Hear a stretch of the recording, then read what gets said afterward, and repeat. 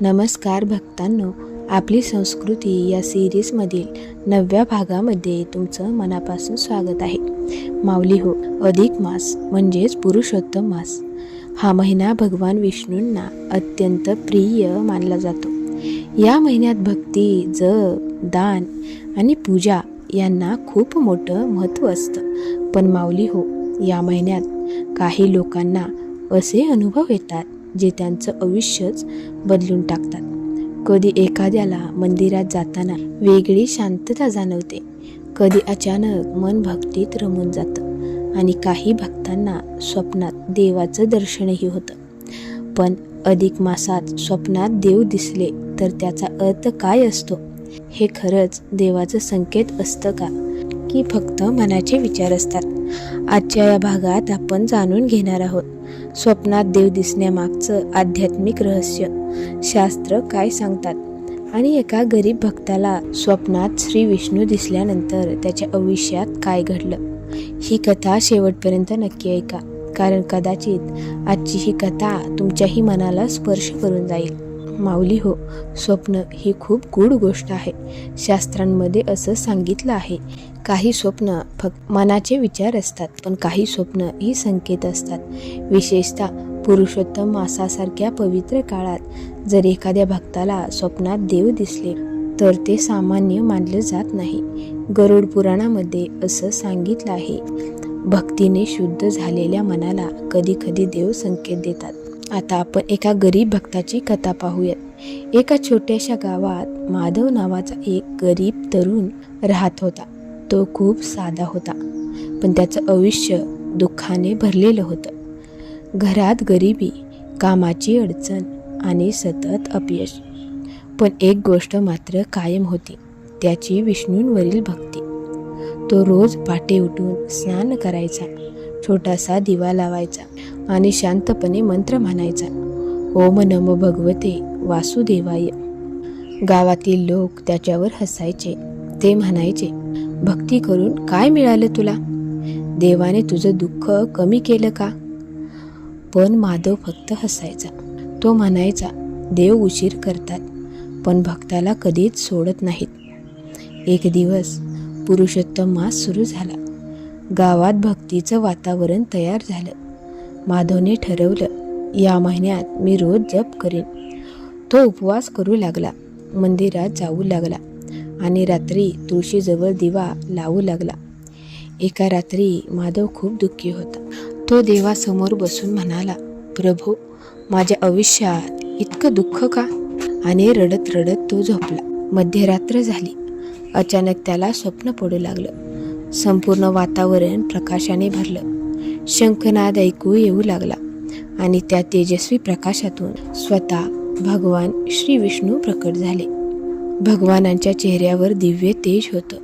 हातात शंख, चक्र, गदा आणि पद्म. माधव थरथर कापू लागला. तो त्यांच्या चरणी पडला. श्री विष्णू प्रेमाने म्हणाले, माधव, तू दुःखातही माझं नाव सोडलं नाहीस. लोकांनी तुझी थट्टा केली, पण तू श्रद्धा सोडली नाहीस. माधवच्या डोळ्यातून अश्रू वाहू लागले. श्री विष्णू म्हणाले, बाळा, तुझं दुःख संपण्याची वेळ जवळ आली आहे. पण लक्षात ठेव, अहंकार कधी करू नको आणि दुसऱ्यांच्या मदतीसाठी नेहमी तयार राहा. हे बोलून भगवान अदृश्य झाले. सकाळ झाली. माधव जागा झाला. त्याचं हृदय जोरात धडपडत होतं. त्याला वाटलं, हे खरंच होतं का? तेवढ्यात दारावर टकटक झाली. बाहेर गावातील मंदिराचा पुजारी उभा होता. तो म्हणाला, माधव, मंदिरात कामासाठी प्रामाणिक माणूस हवा आहे. मला तुझं नाव सुचलं. माधव स्तब्ध झाला. त्याला रात्रीचं स्वप्न आठवलं. त्या दिवसापासून माधवचं आयुष्य हळूहळू बदलू लागलं. घरात अन्न आलं, मनात शांतता आली आणि सर्वात महत्त्वाचं, त्याची भक्ती अजून वाढली. तो रोज म्हणायचा, स्वप्नात देव दिसणं म्हणजे फक्त चमत्कार नाही, तर ती भक्तासाठी मिळालेली कृपा असते.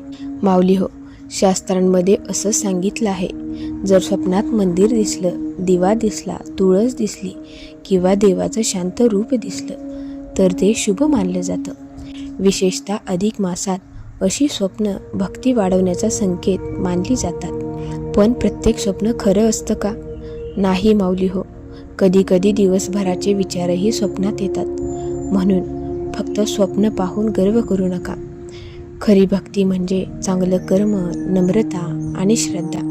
एका गावात एक वृद्ध आजी राहत होती. ती रोज रामनाम घ्यायची. एक दिवस तिला स्वप्नात श्रीकृष्ण दिसले. दुसऱ्या दिवशी ती गावातील गरीब मुलांना अन्न वाटू लागली. लोकांनी विचारलं, आजी, तुम्ही अचानक हे काय करताय? आजी हसून म्हणाली, देवाचं दर्शन म्हणजे दुसऱ्यांवर प्रेम करण्याची आठवण. माऊली हो, आता आपण स्वप्नात देव आले तर त्यानंतर काय करावं पाहूयात.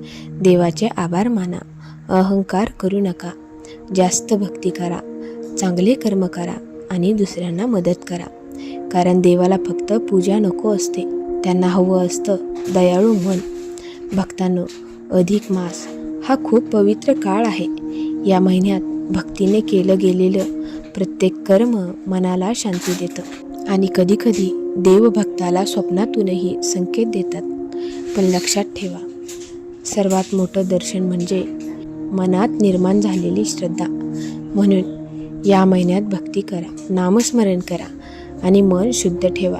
कदाचित तुमच्याही आयुष्यात एखादा दिव्य अनुभव येईल. जर तुम्हाला ही कथा आवडली असेल तर व्हिडिओला लाईक करा, चॅनलला सबस्क्राईब करा आणि कमेंटमध्ये नक्की लिहा, जय श्री विष्णू.